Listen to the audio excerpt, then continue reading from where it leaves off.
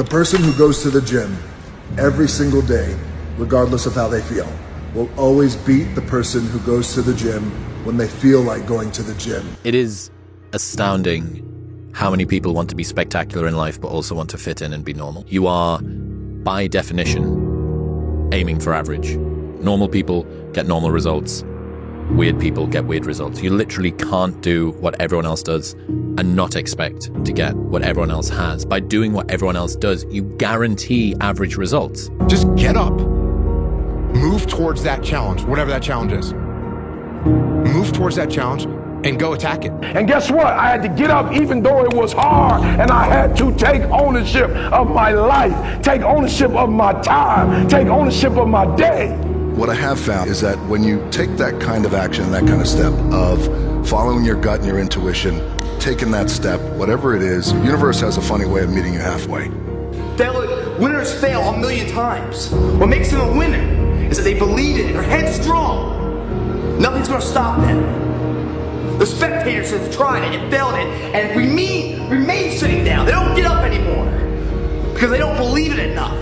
The naysayers' disbelief overrides their ability, potential, and mental capacity that they can be more than that. When the rest of the world shut you down, you woke up the next day and you said, I got this, I do this, I breathe this, I am this, you can't stop me. Like, I'm gonna be the baddest motherfucker walking.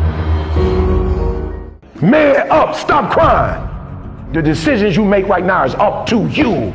You crying about something that happened to you when you was a kid. You ain't even no kid no more. You a grown man. Take full ownership. The stupid stuff you doing, your parents didn't make you play no video games. And what you crying about? So what your daddy wasn't there? What you crying about? You ain't 10 no more. Man up. So I had to learn to man up very quickly. And I think that was an edge because I had to learn how to make money. I had to learn how to make friends. I had to learn how to fight. I had to learn how to defend myself. I had to learn how to defend my family. When our back's against the wall, you have the instinct to want to protect your family. You see, all the instincts are in here. It's pulling those instincts out. And sometimes to pull out the right instincts requires some travesty or crisis or challenges to go through. So human up, get up and get on it, because the weak will struggle. Success is reserved for those that are the strongest. And so every time I would need to pull the trigger on something and there was resistance and reluctance, those 5 words, it's time to man up. And then I would do it. And you need to have the courage to follow through. Quit half-assing yourself. Every time I've risen the standards, people have made me feel guilty that maybe I'm raising it too high. Maybe I'm too tough on my guys. Maybe I'm too edgy. And I expect everybody to step up and man up and woman up. Maybe I'm a little too demanding. Maybe I shouldn't raise my standards to this level. Don't let them confuse you. You keep raising the standard. And guess what? I had to get up even though it was hard, and I had to take ownership of my life, take ownership of my time, take ownership of my day. Sometimes, man, we really gotta teach ourselves how to be a man. Along that journey, we'll bump our head and then learn the lesson. You know, dig deep and do what you have to do. It's time to man up and become a man. Kill the boy. And let the man be born. The difference is, how do you look at it? How do you approach it? How do you deal with it? How do you admit it and see it for what it is? And then what do you do about it? What do you do about it? You cry about it? You mope about it? You drink about it? You sleep around about it? You get mad and get in fights about it? You just hang around? Just turn the world out? Just zombie about it? You fry yourself with marijuana about it? Say, Dwayne, I'm sad. Dude, that's a part of life. You think you're the only man on this planet that's sad? Say, Dwayne, I'm going through depression. Well, welcome to the world. Welcome to the rest of us. If you look at the stats around suicidality in the UK, the thing that's most likely to kill someone between the age of like 18 and 40 is themselves, for a man. Do we really not know what it is to be a good man. And I would go so far as to say to be a good human being, right? Because take responsibility for what you're doing. Take ownership of your world. Take ownership of your life. Go try and accomplish something that's hard. You may win, you may lose, you may succeed, you may fail. I'll tell you what, you'll be better. If you avoid those things that are hard, if you don't accept that challenge, if you don't step up and step into that cold water, and you sit on your couch and eat Doritos, I can tell you this is not a good move. This is not a good move. Don't do that. Don't do that. Just get up, move towards that challenge, whatever that challenge is. Move towards that challenge and go attack it. It's wake up! Stop sleeping on yourself. Step into your authenticity. Step into your intelligence and your brilliance. Release your gift. God has given you something great. Release it into the earth. Whatever that goal is, whatever that insurmountable feat has been, whether it's weight loss, financial, mindset, relational, I don't care what it is, career, to be a CEO or an investor, whatever it is, get it done. This is not the year you sleep on yourself. There's nothing gonna stop me. If you didn't make me, you can't break me. If you didn't make the sun come up, you can't stop me. If you didn't make the moon shine at night, you can't stop me. My purpose, my will, my dedication, my motivation is all about doing the business, because guess what, ladies and gentlemen? That's what I'm about.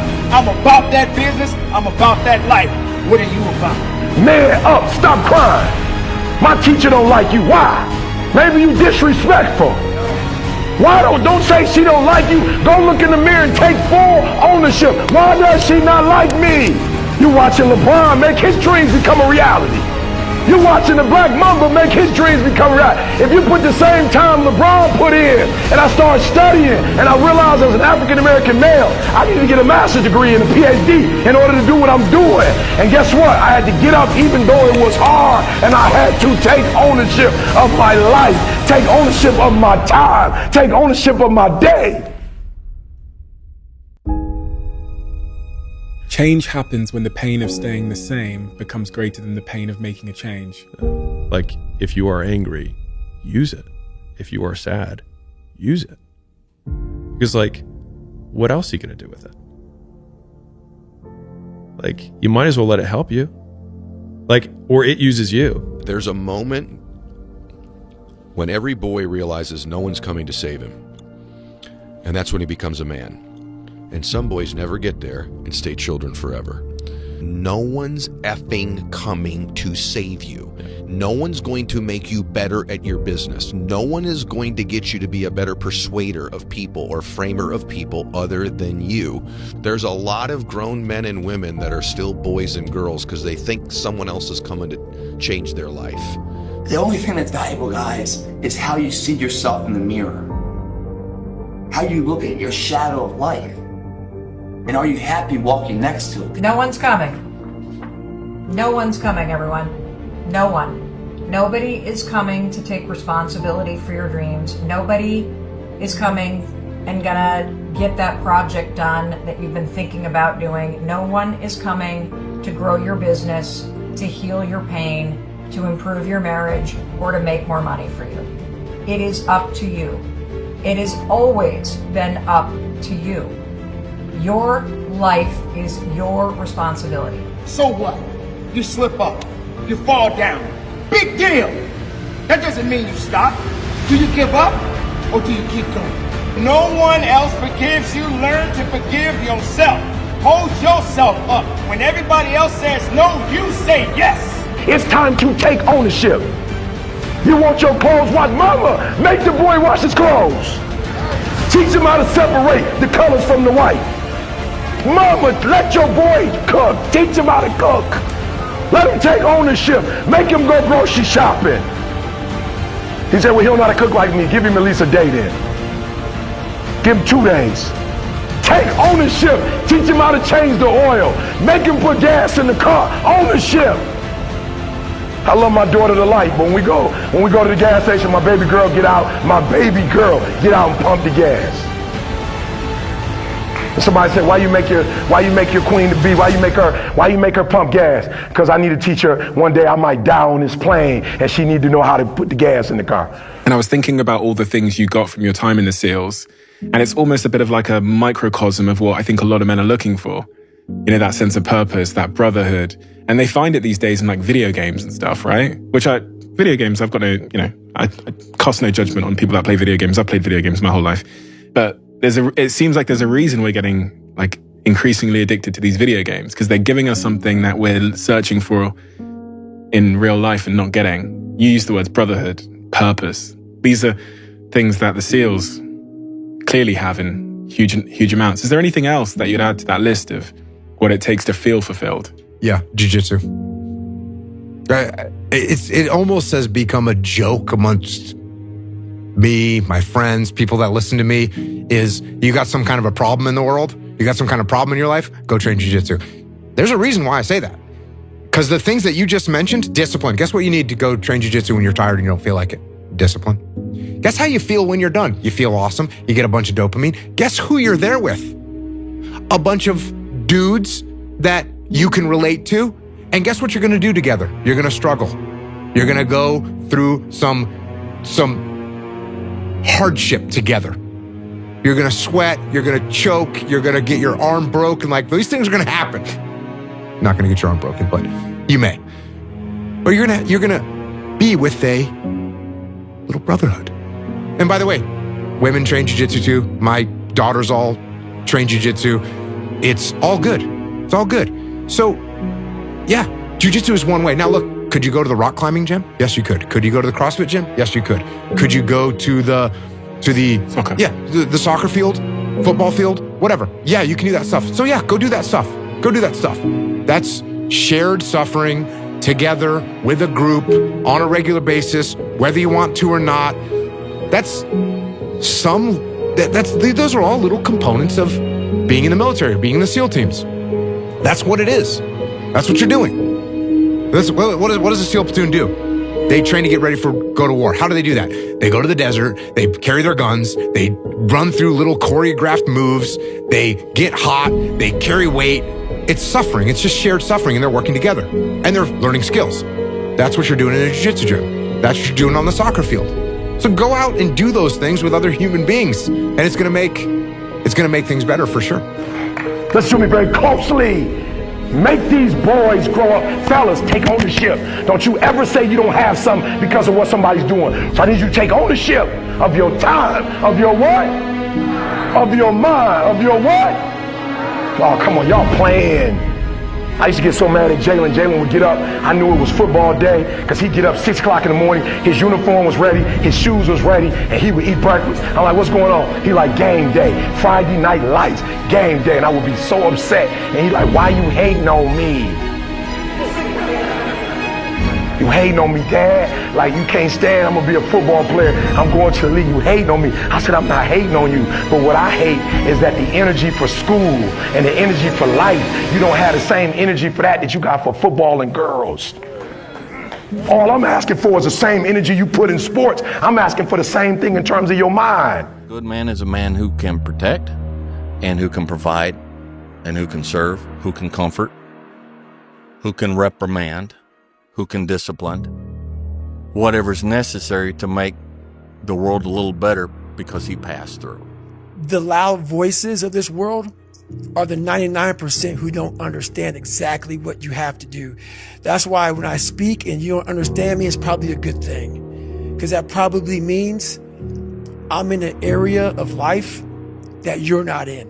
It is astounding how many people want to be spectacular in life but also want to fit in and be normal. You are, by definition, aiming for average.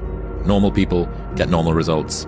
Weird people get weird results. You literally can't do what everyone else does and not expect to get what everyone else has. By doing what everyone else does, you guarantee average results. Be the guy who embraces the ugly, the miserable. Be the guy who embraces hard work, the grind. Don't be afraid of being hurt. Don't be afraid of sacrificing some blood. You ask all my teammates, one thing about Michael Jordan was he never asked me to do something that he didn't do. And they're gonna say, well, he wasn't really a nice guy. He may have been a tyrant. Oh, well, that's you, because you never wanted anything. If you're cool with walking in the shadows of yourself and You know, the only person you got is the man right there in the shadow, man. How you doing? Pretty good. How you doing? All right, man. Cool.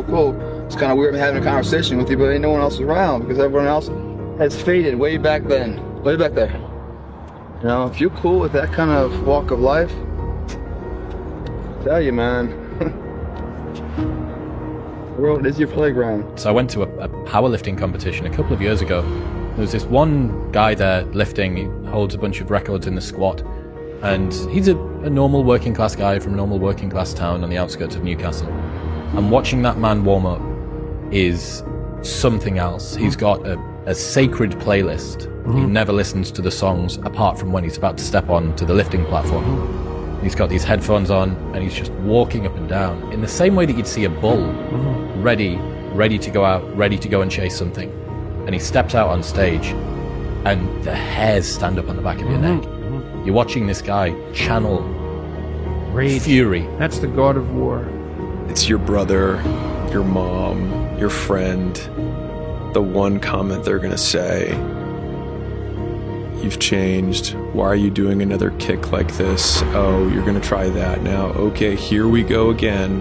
The thing is that it's not about them being right or wrong. Again, it's about how right and how wrong they could be.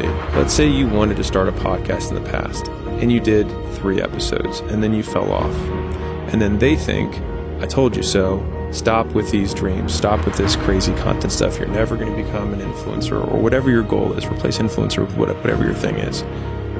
The thing is that you are still closer having done 3 than having done 0. And so it's just about directional correctness and realizing that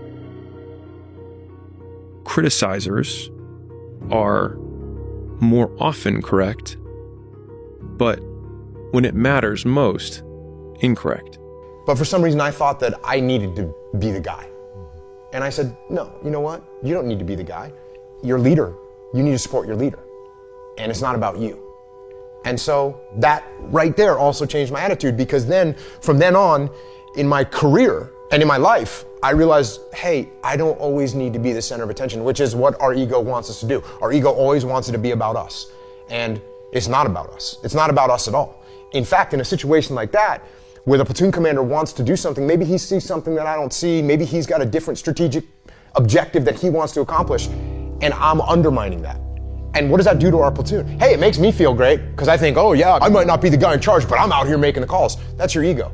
And what you have to do is subordinate your ego and be supportive of the person that's in charge, and you move forward together as a team. Because that's what it's about. It's not about me. It's about the team. If you are someone that deals with a crippling sense of insufficiency, your ability to discount any good thoughts you have in your mind is going to be so strong. If you try and lead with positivity first, I need to think it, wish it, believe it, and I will achieve it, your set point of negativity is going to just crush that into the ground. I'm speaking from personal experience, right? As the guy that was chronically unconfident and still has the imposter syndrome that does creep in, you have to start with action. It needs to be, okay, what would have had to have happened in a week's time for me to look back on that week and find pride in myself? Stop breaking promises to yourself. When you say, I'm going to wake up tomorrow at 7 a.m. and when the option comes to hit the snooze button, don't do it. There's one win that you've got for the day. That's action, right? You want to leave your job and become a writer. Okay, can you commit to writing 1 blog post on Substack per week for the next 3 weeks? That would make you feel like less of a loser if you did that. Action has to come first. Winning requires you to go so far deep inside yourself. It's way beyond the surface. It's way beyond internal. It's going to a place that a lot of people haven't visited in a long, long time because they're afraid to visit that person, because when they visit that person, they don't know who that person is anymore. Your life is just to live your life inside the world. Try not to bash into the walls too much. Try to have a nice family life. Have fun. Save a little money. But life, that's a very limited life. Life can be much broader once you discover one simple fact, and that is everything around you that you call life was made up by people that were no smarter than you. And you can change it. You can influence it. You can build your own things that other people can use. And the minute that you understand that you can poke life and actually something will, if you push in, something will pop out the other side, that you can change it, you can mold it, That's maybe the most important thing. When I was growing up, you know, I watched like a lot of Westerns. You know, it was the silent hero kind of thing, the Gary Cooper thing. But my idea of masculinity growing up was a man who was in control of himself, who wasn't mean, wasn't pushing people around, who was decent, who treated women well. So treating women well is a masculine virtue, is a good thing. It comes from a position of strength. You're not insecure about your masculinity. You don't have to prove that you're a man by demeaning women, by pushing them around. You can respect women, and respecting them is a sign of your strength, is a sign of being secure in your masculinity. You don't need to put other people down to make yourself feel better.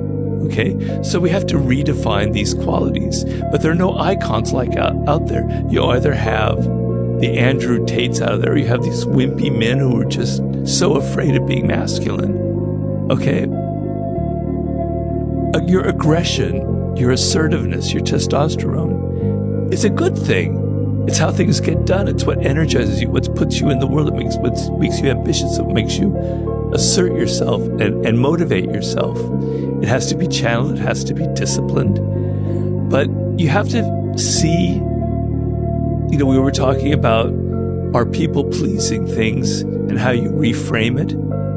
You have to see who you are and see the virtue in it and see the power in that. You know, look, I always try to outwork people, right? That's just how I made my mark. So the game was at 7. I was like, you know what? I'm going to come to the Staples Center because we're playing. This is when the Lakers had Kobe and Shaq. Okay, this is like the championship Lakers. I was like, you know, I'm going to get there at 3 o'clock, and I want to make sure I make 400 made shots before I go back into the room, and then I sit in the sauna and I get ready for the game. So, you know, get in the car, get to the gym, get there, and as I'm walking onto the court, who do I see? I see Kobe Bryant, already working out. So I worked out for a good hour and a half. And when I came off, after I was done, I sat down, and of course I still heard the ball bouncing. I looked down, I'm like, this guy's still working out. He was working out for like, it looks like he was in a dead sweat when I got here. And he's still going. And it's not like his moves are nonchalant or lazy. He's doing like game moves, you know? I sit there and I unlace my shoes. I'm like, I want to see how long this goes. So I sit out there and watch another 25 minutes. And he got done. I said, okay, I think I've seen enough. Go play, you know, come back, get in the sauna, get ready for the game. That game, he drops 40 on us, okay? And after the game is over, I'm like, I have to ask this guy. Like, I have to understand, like, why he works like that. Right. So after the game is over, I'm like, hey, Kobe, like, why were you in the gym for so long? He's like, because I saw you come in. And I wanted you to know that it doesn't matter how hard you work, that I'm willing to work harder than you. Wow. And he's like, there's nothing wrong with that. Like, I'm not saying I dislike you as a person. You inspired me to be better. Right. And it was the first time I started to see this level of competitiveness where I said, I need to start doing more. You are a man.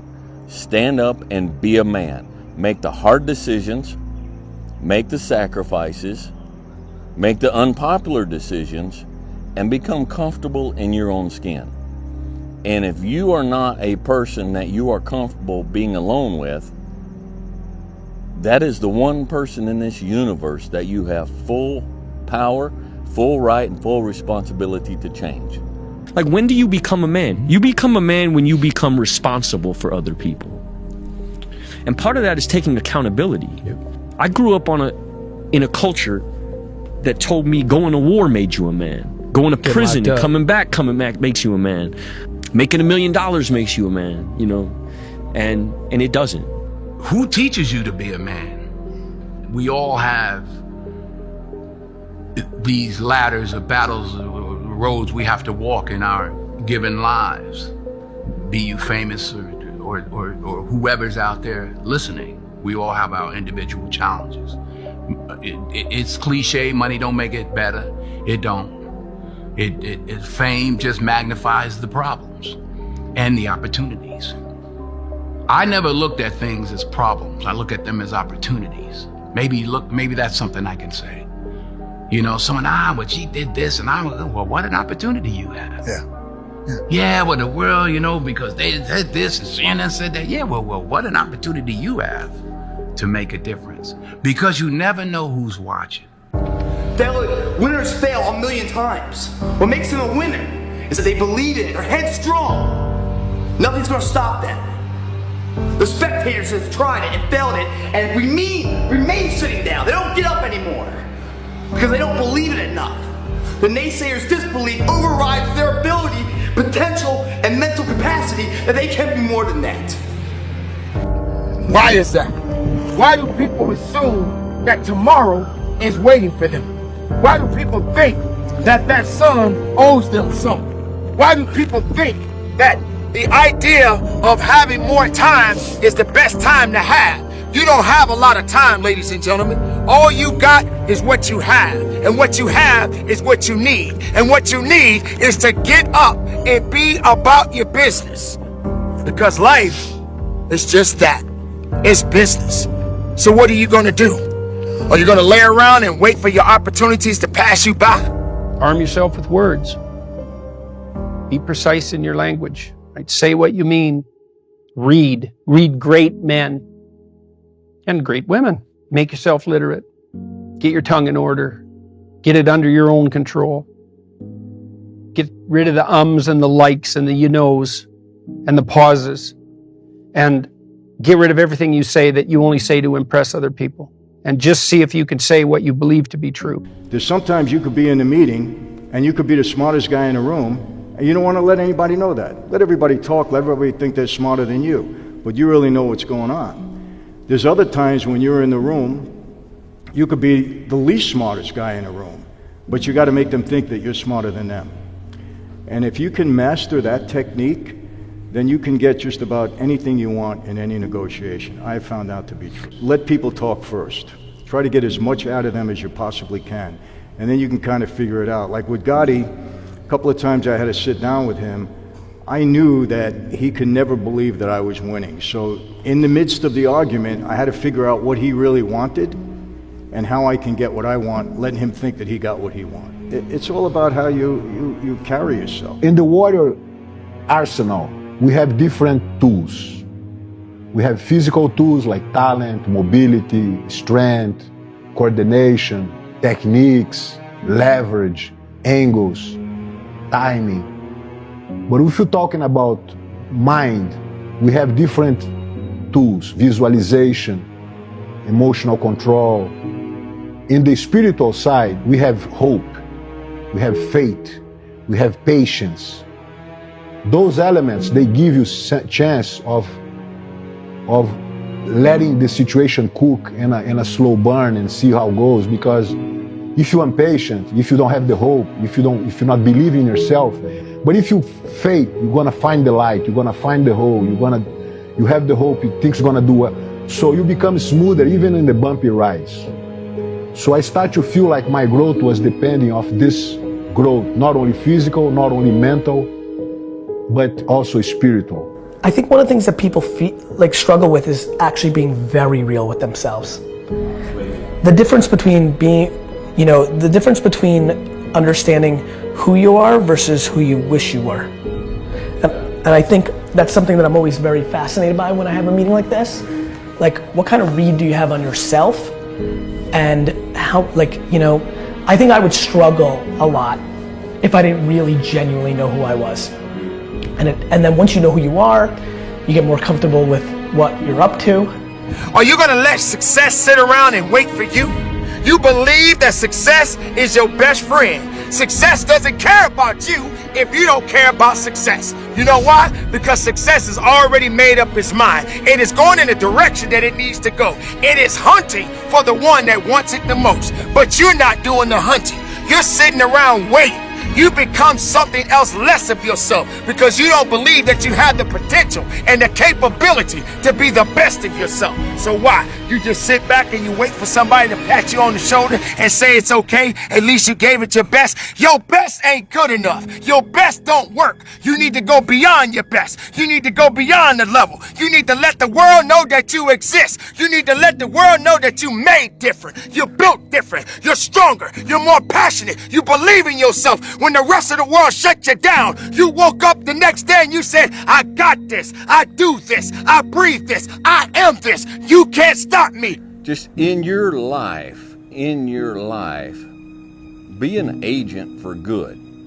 It's kind of like people say, I support the troops.